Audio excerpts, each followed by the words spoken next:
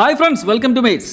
അപ്പോൾ ഇന്ന് നമ്മൾ ഒരു ഉപേക്ഷിക്കപ്പെട്ട ഒരു കോഡ്ലെസ് ഡ്രിൽ മെഷീന് നമുക്ക് ഉപയോഗിക്കാൻ പറ്റുന്ന, എനിക്ക് ഉപയോഗിക്കാൻ വേണ്ടിയിട്ട് ഞാൻ അത് എങ്ങനെ ഒരു ഫംഗ്ഷനിങ് ആക്കി എടുത്തു എന്നുള്ള കാര്യമാണ് ഇന്നത്തെ വീഡിയോയിൽ പറയാൻ പോകുന്നത്. അപ്പോൾ ഇതിൻ്റെ ഒരു കണ്ടീഷൻ എന്ന് പറഞ്ഞു കഴിഞ്ഞാൽ നിങ്ങൾക്ക് നോക്കിയാൽ തന്നെ കാണാം, നമ്മുടെ ബാറ്ററിയുടെ ആ സെക്ഷൻ കംപ്ലീറ്റ്ലി തകർന്നിരിക്കുകയാണ്. ഇതിൻ്റെ അടിഭാഗമൊക്കെ പൊട്ടി പൊളിഞ്ഞ് കഷ്ണങ്ങളൊന്നുമില്ല. എനിക്ക് തന്നെ പീസായിട്ടാണ് ഇത് സംഭവം കിട്ടിയത്.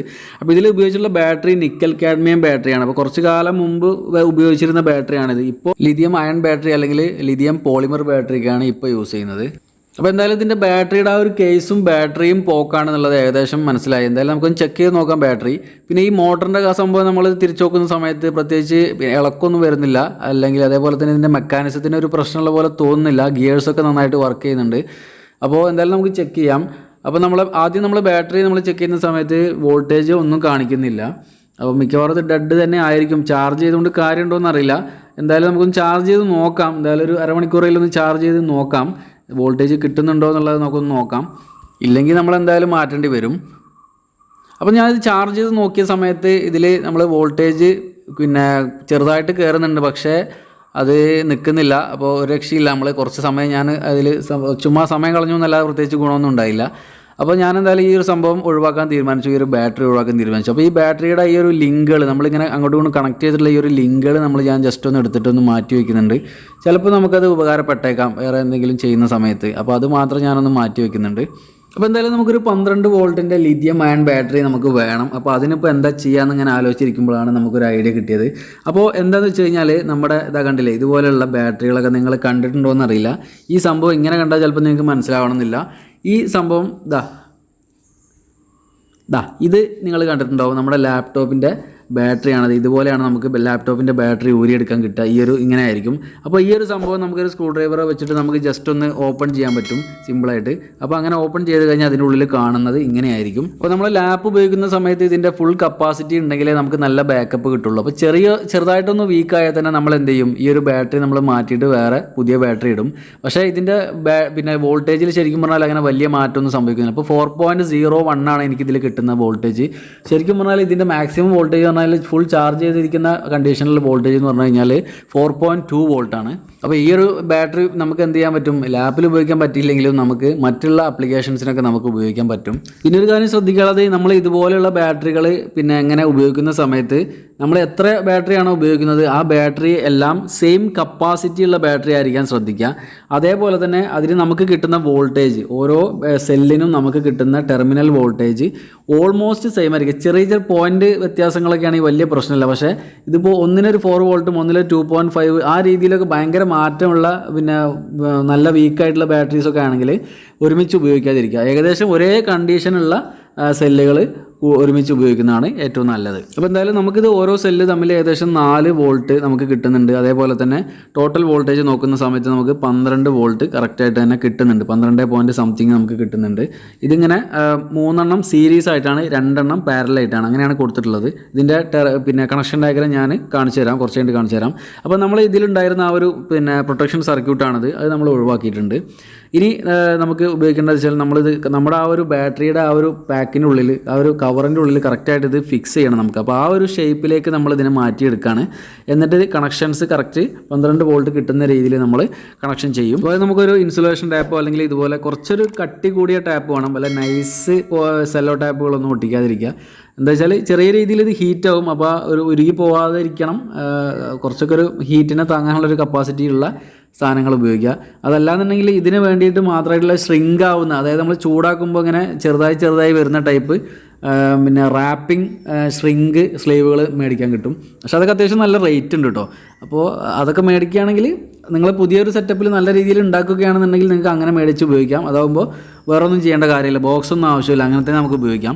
അപ്പോൾ ഈ ഒരു ഡയഗ്രം നോക്കുമ്പോൾ നിങ്ങൾക്ക് മനസ്സിലാവും, നമുക്ക് 12 വോൾട്ട് കിട്ടാൻ വേണ്ടിയിട്ട് ശരിക്കും പറഞ്ഞാൽ 3 സെല്ലുകൾ സീരീസ് ആയിട്ട് കണക്ട് ചെയ്താൽ മതി, നിങ്ങൾക്ക് കാണാൻ പറ്റും.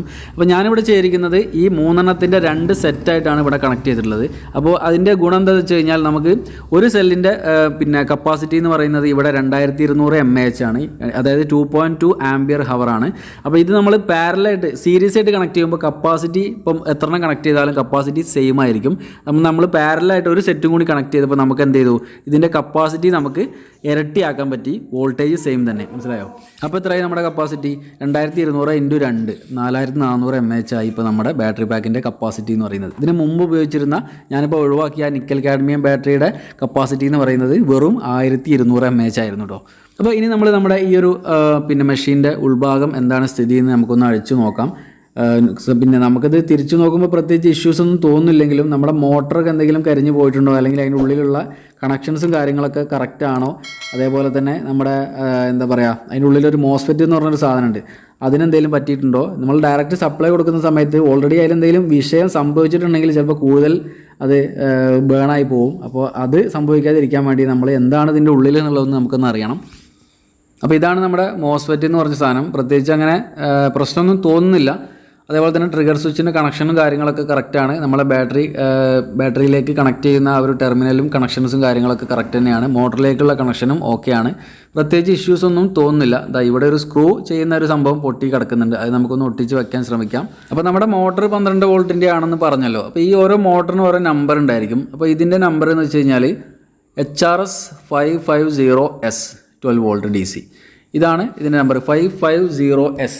ഇതെന്താ വെച്ച് കഴിഞ്ഞാൽ ഇപ്പോൾ ഇതുപോലുള്ള ആപ്ലിക്കേഷൻസിന് വേണ്ടി ഉപയോഗിക്കുന്ന മോട്ടറുകളുടെയൊക്കെ ഒരു നമ്പർ ഉണ്ടായിരിക്കും. ഇപ്പോൾ 550S 775 അങ്ങനെ പല പല മോട്ടോഴ്സ് ഉണ്ട്. അപ്പോൾ ഈ ഓരോ മോട്ടറിൻ്റെയും വോൾട്ടേജ്, പവർ, അതേപോലെ തന്നെ ഏതൊക്കെ ആപ്ലിക്കേഷൻസിന് ഉപയോഗിക്കാം അതൊക്കെ വ്യത്യാസം ഉണ്ടായിരിക്കും. ഒരുപാട് ടൈപ്പ് മോട്ടോഴ്സ് ഉണ്ട് ഇത്. അപ്പോൾ എന്താ പറയുക, നമ്മളിപ്പോൾ ഒരു മോട്ടർ മാറ്റി ഉപയോഗിക്കുമ്പോൾ അത് ശ്രദ്ധിക്കണം. നമ്മളിപ്പോൾ ഈ 550S മാറ്റിയിട്ട് വേറെ ഒരു 550 സാധനം എടുത്തിട്ട് ഉപയോഗിക്കുമ്പോൾ അത് ഈ ഡ്രിൽ മെഷീന് പറ്റിയ മോട്ടർ തന്നെയാണോ എന്നുള്ളത് നിങ്ങളത് ശ്രദ്ധിക്കണം. ഇപ്പോൾ ഞാൻ ചെയ്യുന്നത് എന്താ വെച്ചാൽ, നമ്മളിപ്പോൾ ഉണ്ടാക്കിയ ആ ഒരു ബാറ്ററി ഉണ്ടല്ലോ 12 വോൾട്ട്, ആ ഒരു സെറ്റ്, ആ ഒരു സംഭവം നമ്മൾ ആ ഒരു ബാറ്ററി കണക്ട് ചെയ്യുന്ന ആ ഒരു ടെർമിനലിലേക്ക് ജസ്റ്റ് ഒന്ന് സോൾഡർ ചെയ്ത് വെച്ചിട്ടുണ്ട്. എന്താണെന്ന് വെച്ച് കഴിഞ്ഞാൽ ഇത് വെച്ചിട്ടൊന്ന് ഓപ്പറേറ്റ് ചെയ്ത് നോക്കുകയാണ്. നമ്മളിതെല്ലാം ചെയ്ത് കഴിഞ്ഞിട്ട് പിന്നെ എന്തെങ്കിലും പ്രശ്നമായിട്ട് പറഞ്ഞിട്ട് കാര്യമില്ലല്ലോ. അപ്പോൾ ആദ്യം നമ്മൾ എന്ത് ചെയ്യുക, ഇതൊന്ന് ചെക്ക് ചെയ്ത് നോക്കണം. അപ്പോൾ നമുക്ക് വോൾട്ടേജ് കാണാൻ വേണ്ടിയിട്ടാണ് ഞാൻ ആ ഒരു മൾട്ടിമീറ്ററിൻ്റെ ലീഡ് അതിൽ ജസ്റ്റ് ടച്ച് ചെയ്ത് വെച്ചിട്ടുണ്ട്. 12.13 അവിടെ കാണിക്കുന്നുണ്ട്. ഒന്ന് ഓണാക്കി നോക്കാം.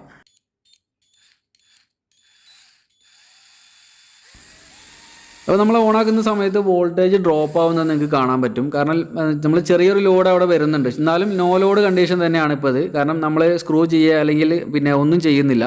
ജസ്റ്റ് ആ ഒരു മോട്ടറും ആ ഒരു ഗിയർ സിസ്റ്റവും മാത്രമേ അതിൻ്റെ കൂടെ കറങ്ങുന്നുള്ളൂ.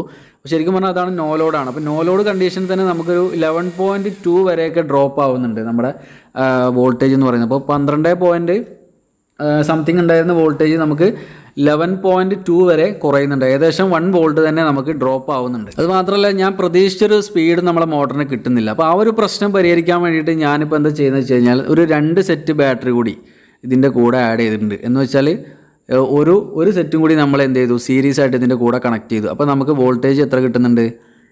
16 വോൾട്ട് ഇപ്പോൾ കാണിക്കുന്നുണ്ട്, 16.06. അപ്പോൾ ഈ 16 വോൾട്ട് നമ്മൾ ലോഡ് ചെയ്യുന്ന സമയത്ത് എത്ര കിട്ടുന്നുണ്ട് നോക്കാം.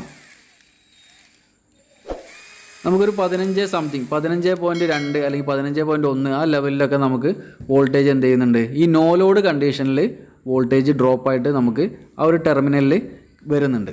അപ്പോൾ നമ്മൾ കൂടുതൽ ലോഡ് ചെയ്യുന്ന സമയത്ത്, അതായത് ഇപ്പോൾ ഒരു ഡ്രിൽ ചെയ്യുക അല്ലെങ്കിൽ സ്ക്രൂ ചെയ്യുന്ന സമയത്ത് ഒന്നും കൂടിയും വോൾട്ടേജ് ഡ്രോപ്പ് ആവും. അപ്പോൾ എന്താണെന്ന് വെച്ചാൽ നമ്മുടെ ഏകദേശം ആ ഒരു മോട്ടറിൻ്റെ ആ ഒരു വോൾട്ടേജിൻ്റെ അടുത്തേ എത്തുള്ളൂ. മാക്സിമം ഒരു 13-14 വോൾട്ടൊക്കെ ആ ഒരു മോട്ടറിൻ്റെ അക്രോസ് നമുക്ക് പിന്നെ വരുന്നുള്ളൂ. അപ്പോൾ അത് നമുക്കൊരു വിഷയമല്ല, ആ മോട്ടർ സേഫായിട്ട് തന്നെ വർക്കാവും. ഇപ്പോൾ 12 വോൾട്ട് മോട്ടർ ആണെങ്കിലും നമുക്ക് എന്ത് ചെയ്യാം, അത് ഒരു 16 അല്ലെങ്കിൽ 18 വോൾട്ട് വരെയൊക്കെ വർക്ക് ചെയ്യിക്കാം. 24 വോൾട്ടും കൊടുക്കുക, പ്രശ്നമില്ല. പക്ഷേ കറണ്ട് ഒരുപാട് കൂടാൻ പാടില്ല. നോ ലോഡ് കണ്ടീഷനിൽ നമുക്ക് 24 വോൾട്ടൊക്കെ കൊടുക്കുക, വിഷയമല്ല. പക്ഷേ ലോഡ് ചെയ്യുന്ന സമയത്ത് നമ്മൾ 24 വോൾട്ടും ലോഡും കൂടി ആകുമ്പോൾ സംഭവം മോട്ടർ കത്തിപ്പോകാനുള്ള സാധ്യതയുണ്ട്. അപ്പോൾ നമ്മളിവിടെ ഒരു 12 പകരം നമ്മളൊരു 14 അല്ലെങ്കിൽ 13 ആ ലെവലിലെ വോൾട്ടേജ് വരുന്നുള്ളൂ. അതുകൊണ്ട് തന്നെ വലിയ വിഷയമില്ലാതെ നമുക്ക് എന്ത് ചെയ്യാം, മോട്ടർ വർക്ക് ചെയ്യിക്കാൻ പറ്റും. അപ്പോൾ ഇതിപ്പോൾ നമ്മൾ ആ പഴയ ആ ഒരു നിക്കൽ കാഡ്മിയം ബാറ്ററി 2 ഞാൻ ജസ്റ്റ് അവിടെ വെച്ചിട്ടുണ്ട്. എന്താണെന്ന് വെച്ച് കഴിഞ്ഞാൽ നമ്മുടെ ആ ഒരു ബാറ്ററി പാക്കിൻ്റെ ഉള്ളിൽ അത് നല്ല ടൈറ്റിൽ നമുക്ക് കണക്ഷൻ കിട്ടാൻ വേണ്ടിയിട്ടാണത്, കറക്റ്റായിട്ട് നിൽക്കാൻ, ആ ഒരു കുഴിയിലേക്ക് കയറി നിൽക്കുമ്പോൾ നല്ല ടൈറ്റായിട്ട് നിൽക്കാൻ വേണ്ടിയിട്ടാണ് അങ്ങനെ ചെയ്തത്. അതിൽ ശരിക്കും കണക്ഷൻ ഞാൻ കൊടുത്തിട്ടില്ല. പിന്നെ അതേപോലെ നമ്മുടെ ബാറ്ററിയുടെ ഈ ഒരു കണക്ഷൻ നമുക്ക് പുറത്തേക്ക് നമുക്ക് ചാർജ് ചെയ്യാനും അല്ലെങ്കിൽ അതേപോലെ തന്നെ നമുക്ക് ആ ഒരു സപ്ലൈ വേറെ എന്തെങ്കിലും എക്സ്റ്റേണൽ ആവശ്യങ്ങൾക്ക് വേണ്ടിയിട്ട് ഉപയോഗിക്കാനും വേണ്ടിയിട്ട് നമുക്ക് ഒരു 2 സ്ക്രൂ ഞാൻ ഇതിൽ നമ്മൾ നെറ്റ് ബോൾട്ടും വാഷറൊക്കെ ഉപയോഗിച്ചിട്ട് അതിൽ ടൈറ്റ് ചെയ്ത് വെച്ചിട്ടുണ്ട്. പിന്നെ ഇത് ചാർജ് ചെയ്യാൻ വേണ്ടിയിട്ട് ഞാൻ ചെറിയൊരു ബോർഡ് ചെയ്യുന്നുണ്ട്. പക്ഷേ അതിൻ്റെ സാധനം ഓർഡർ ചെയ്ത സാധനം വന്നിട്ടില്ല, അതുകൊണ്ടാണ്. അല്ലെങ്കിൽ ഞാൻ അതും കൂടി ഈ വീഡിയോയിൽ ഉൾക്കൊള്ളിച്ചേനെ. അപ്പോൾ എന്തായാലും അത് മറ്റൊരു വീഡിയോയിൽ ചെയ്യുന്നുണ്ട്. അപ്പോൾ നമുക്കിപ്പോൾ പുറത്തുള്ള ആ ഒരു ടെർമിനലിൽ നമുക്ക് ഇതാ കണ്ടില്ലേ 15.99 ഏകദേശം 16 വോൾട്ടിന് നമുക്ക് കിട്ടുന്നുണ്ട്. അതിൻ്റെ ലെങ്ത്ത് കുറച്ച് കൂടുതലാണ്, നമുക്ക് കട്ട് ചെയ്ത് കളയാനുണ്ട്. അപ്പോൾ നമുക്ക് ഈ ഒരു ബാറ്ററി പാക്ക് ഇതിൻ്റെ ഉള്ളിൽ കറക്റ്റായിട്ടൊന്ന് സെറ്റ് ചെയ്യാം. വയറും കാര്യങ്ങളൊക്കെ ഒന്ന് കറക്റ്റ് സൈഡിലേക്ക് ഒന്ന് ആക്കി ഗ്ലൂ ഗൺ ഉണ്ടെങ്കിൽ അത് ഉപയോഗിച്ച് നമുക്ക് ചെയ്യാവുന്ന കാര്യമുള്ളൂ. നമ്മൾ ഈ ഒരു പ്ലാസ്റ്റിക് ബോഡി നന്നായിട്ടൊന്ന് ക്ലീൻ ചെയ്തെടുത്തിട്ടുണ്ട്, നന്നായി ക്ലീൻ ആയിട്ടുണ്ട്. അപ്പോൾ ഇനി നമുക്ക് ഇതിലേക്ക് നമ്മുടെ ആ ഒരു മോട്ടറിൻ്റെ ആ ഒരു സെക്ഷൻ കറക്റ്റായിട്ട് വെച്ചിട്ട് പിന്നെ അതുപോലെ തന്നെ നമ്മുടെ ബാക്കിയുള്ള സംഭവങ്ങൾ ഇത് നമ്മളെ റൊട്ടേഷൻ അങ്ങോട്ടും ഇങ്ങോട്ടും റിവേഴ്സ് ചെയ്യുന്ന സംഭവമാണത്. അപ്പോൾ അത് വെക്കാൻ മറന്നു പോകരുത്. അപ്പോൾ അത് ഇങ്ങനെ ആ ഒരു വൈറ്റ് കളർ ആ ഒരു സംഭവത്തിൽ ഇങ്ങനെ പ്രസ് ചെയ്ത് വെക്കുകയാണ് ചെയ്യുക. അതിന് ഹോൾ ഉണ്ടായിരിക്കും അപ്പുറം. പിന്നെ നമ്മുടെ മോസ്ഫെറ്റ് കറക്റ്റായിട്ട് സെറ്റ് ചെയ്ത് കൊടുക്കാം. പിന്നെ അതേപോലെ നമ്മൾ ട്രിഗർ സ്വിച്ച് കറക്റ്റായിട്ട് വെക്കുക. നമ്മുടെ ബാറ്ററിയിൽ നിന്ന് വരുന്ന ആ ഒരു കണക്ഷനും കറക്റ്റായിട്ട് ഫിക്സ് ചെയ്യുക. പിന്നെ ഈ സ്വിച്ചൊക്കെ ഓപ്പറേറ്റ് ചെയ്തിട്ട് ഒരുപാട് കാലമായിട്ടുണ്ട്. അതുകൊണ്ട് തന്നെ ജസ്റ്റ് അതിൻ്റെ ഉള്ളൊക്കെ ഒന്ന് ജസ്റ്റ് ഒന്ന് ക്ലീൻ ആവാൻ വേണ്ടി നമ്മൾ WD-40 ജസ്റ്റ് ഒന്ന് അടിച്ചു കൊടുക്കുന്നുണ്ട്. ഒരുപാട് അടിക്കരുത് കേട്ടോ, കാരണം അത് നമ്മൾ സപ്ലൈ വരുന്ന സംഭവമാണ്. അപ്പോൾ പെട്ടെന്ന് ഉണങ്ങി പോകും വേണം. അപ്പോൾ ഇനി നമുക്കിത് ക്ലോസ് ചെയ്ത് ഒന്ന് സ്ക്രൂ ചെയ്ത് സെറ്റാക്കി എടുത്തിട്ടുണ്ട്. ഇനി ഇതാ കണ്ടില്ലേ, നമ്മുടെ ആ ഒരു സ്ക്രൂവിൻ്റെ ലെങ്ത്തൊക്കെ ഞാൻ കുറച്ചിട്ടുണ്ട്, ആവശ്യത്തിനുള്ള ലെങ്ത് ആക്കിയിട്ടുണ്ട്. അപ്പോൾ ഈ ഒരു സ്ക്രൂവിൽ നമുക്ക് പിന്നെ ബാറ്ററി ക്ലിപ്പ് നമുക്ക് കണക്ട് ചെയ്യാൻ പറ്റും. അതേപോലെ തന്നെ അല്ലെങ്കിൽ നമുക്ക് പിന്നെ വയറ് വെറും കേബിൾ മാത്രമാണെന്നുണ്ടെങ്കിൽ അതിൻ്റെ കോപ്പർ കമ്പി ജസ്റ്റ് ചുറ്റിയിട്ട് നമുക്ക് എന്ത് ചെയ്യാം, ആ ഒരു സ്ക്രൂ ടൈറ്റ് ചെയ്ത് കഴിഞ്ഞാൽ നല്ല ടൈറ്റ് കണക്ഷൻ കിട്ടും. അതിൻ്റെ ഉള്ളിൽ ഞാൻ നമ്മുടെ ആ ഒരു പിന്നെ സ്ക്രൂവിൽ തന്നെ ഞാൻ സോൾഡർ വരെ ചെയ്തിട്ടുണ്ട്. അതുകൊണ്ട് തന്നെ കണക്ഷൻ ഇഷ്യൂസ് ഒന്നും ഉണ്ടാവില്ല, ലൂസൊന്നും ഉണ്ടാവാൻ സാധ്യത കുറവാണ്. അപ്പോൾ ഇതിൻ്റെ ചാർജിങ്ങിൻ്റെ കാര്യം ഞാൻ ജസ്റ്റ് ഒന്ന് പറയാം. അപ്പോൾ നമ്മൾ ഇത് പിന്നെ 4 സെറ്റ് ഓഫ് ബാറ്ററീസാണ് കണക്ട് ചെയ്തിട്ടുള്ളത്. അപ്പോൾ 2 വെച്ചിട്ടാണ് 4 സീരീസ് ആയിട്ടാണ് കണക്ട് ചെയ്തിട്ടുള്ളത്. അങ്ങനെ 16 വോൾട്ടാണ്. അപ്പോൾ നമ്മൾ ഡയറക്റ്റ് ഇതിൽ 16 വോൾട്ട് പിന്നെ നമുക്ക് ചാർജ് ചെയ്യുന്ന സമയത്ത് ഒരിക്കലും ഒരു കാരണവശാലും നമ്മുടെ ആംബിയർ, അതായത് നമ്മൾ ഈ ബാറ്ററിയുടെ കപ്പാസിറ്റി എന്ന് പറയുന്നത് 2200 mAh ആണ്. അപ്പോൾ ഒരു കാരണവശാലും ഈ ഒരു പിന്നെ കപ്പാസിറ്റിയുടെ മുകളിലേക്ക് ആംബിയർ എന്ത് ചെയ്യാൻ പാടില്ല, നമ്മളെ ചാർജിങ് ആംബിയർ വരാൻ പാടില്ല. അപ്പോൾ ഒന്നുകിൽ 1 ആംബിയർ അല്ലെങ്കിൽ മാക്സിമം 1.5 ആംബിയറിലായിരിക്കണം നമ്മൾ എന്ത് ചെയ്യേണ്ടത്, ഈ ഒരു ബാറ്ററി ചാർജ് ചെയ്യേണ്ടത്.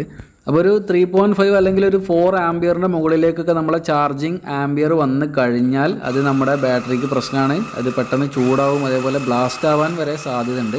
അപ്പോൾ കുറഞ്ഞ കറണ്ടിൽ കൂടുതൽ സമയമെടുത്ത് ചാർജ് ചെയ്യുന്നതാണ് നമ്മളെ ബാറ്ററിക്കും നമുക്കും നല്ലത്.